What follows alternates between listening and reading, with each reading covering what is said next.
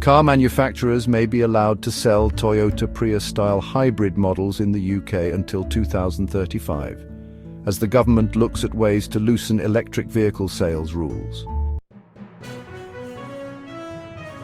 Earlier this week, the government launched a fast-track consultation to determine what types of electric vehicles car makers can sell after a ban on new petrol and diesel cars, which is due to come into force from 2030. The Transport Secretary, Louise Hay, who resigned on Friday after it emerged she had been convicted of fraud in 2014 over a missing work phone, had been reported as being open to allowing the sale of full hybrid models that use a normal engine as well as a battery, according to the Financial Times. This technology was pioneered by Toyota with its Prius model and is now commonly used by several manufacturers.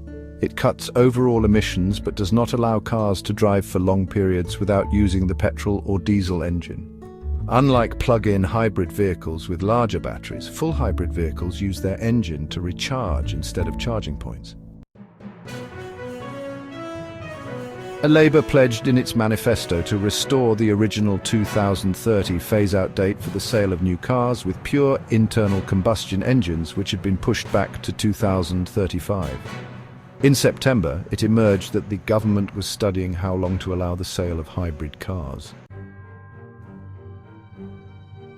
The automotive industry has been lobbying for a change to the UK's zero-emission vehicle mandate, which forces brands to sell an increasing proportion of electric cars each year, saying that the consumer demand for pure electric vehicles continued to remain much lower than had been expected. Last week, Ford announced it was cutting 4,000 jobs in Europe, including 800 in the UK, citing a need to reduce costs because of a slowdown in electric vehicle sales.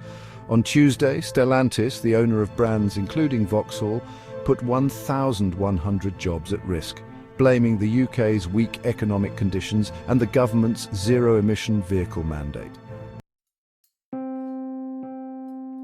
That evening, Jonathan Reynolds, the business secretary, told a dinner for 1,000 car industry executives that the government would fast-track changes.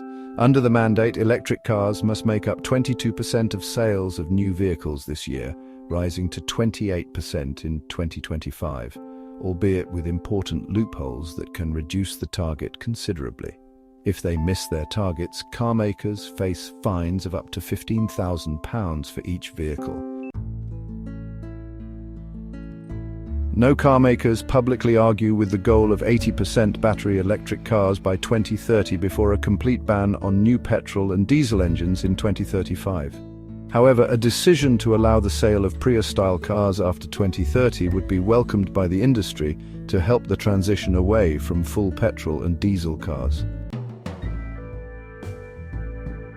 The consultation will also look at other areas of the ZEV mandate, including the trading loophole which allows car makers to buy credits from rivals to avoid fines, which could be expanded or extended.